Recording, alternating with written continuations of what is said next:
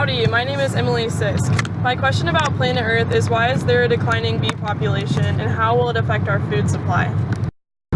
Although a lot of people do not like bees and view them as pests, they are very important to us for many reasons. So my first question is why are bees important to us? To start off, I'm going to read a list of foods, and out of this small list, I want you to think about what foods you personally eat and how common they are in everyday meals. There's apples, berries, cantaloupes, cucumbers, almonds, broccoli, blueberries, cranberries, carrots, oranges, corn, soybeans, and coffee. As you can see, there are several popular foods that bees help pollinate and grow in abundance that they do on farms. This is just a small fraction of food, considering that bees are responsible for the pollination of more than 130 crops around the U.S.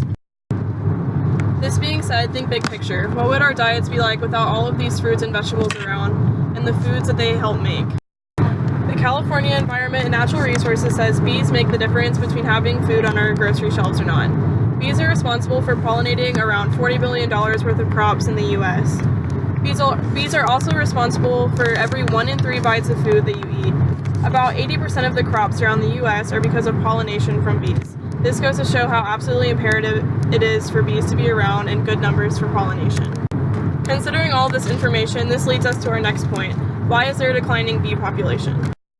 Most agricultural industries and farmers produce their crops in bulk, and this includes a massive use of pesticides on crops. These chemicals and pesticides are toxic to bees, and they have the potential to transport these toxins back to the hive they came from. Human development is taking over a lot of land, so out goes all of the plants and wildflowers for bees to pollinate in those areas. Parasites and diseases are also picked up by bees and spread back to their hives. Global warming causes an overall increase in temperature, so essentially the seasons are messed up for a bee when flowers tend to bloom earlier as it gets warmer earlier. Electromagnetic fields are produced from cell phone radiation, which is believed to kill bees. There was an experiment conducted at a university in northern India to test this theory. What they did was attach a bunch of cell phones to a beehive and then turn them on for 15 minutes per day for 3 months to emit waves.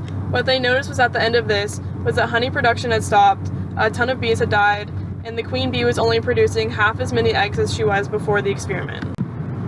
Oftentimes, when beekeepers collect honey, they harvest all of it, leaving none for the bees to maximize their profit. When this happens, the bees can't survive the winter because they have no food. Okay, I'm starting. All of these things just discussed contribute to something called colony collapse disorder. This is when the bees are killed off because of the reasons just discussed, so therefore their hive reaches a certain point where they've lost so many that they cannot uphold the functions that keep them alive. This graph shows us the death rate of the bees for a certain hive. When there are more bees in a hive, the death rate is lower. But once the population of bees of that hive reach a certain number, the death rate of that hive's colony will drastically increase, and then the colony will essentially fail because the bees cannot sustain themselves at that point. So how does this affect our food supply? All of these things that contribute to our declining bee population are inherently hurting our food supply. In the last few years, 30% of the bee population has been killed off because of all these reasons, which is 1/3 of the hive colonies around the country. This causes millions of dollars of crops to be lost per year. So what can we do to help? To start, we can use integrated pest management, which keeps our environment healthy, or use organic farming, which doesn't use pesticides. We can also help in urban areas by planting more flowers and trees around houses and buildings for a healthier urban bee habitat. Laws that ban certain toxic chemicals could also help. The EPA is looking over the effects of certain effective pesticides and how it can harm bees. They are working with growers, pesticide manufacturers, and beekeepers on this.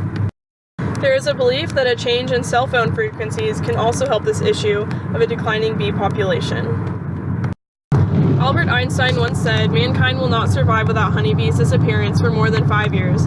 The survival of humans is in danger with the loss of our main pollinators who are dying off, and we must do something to help."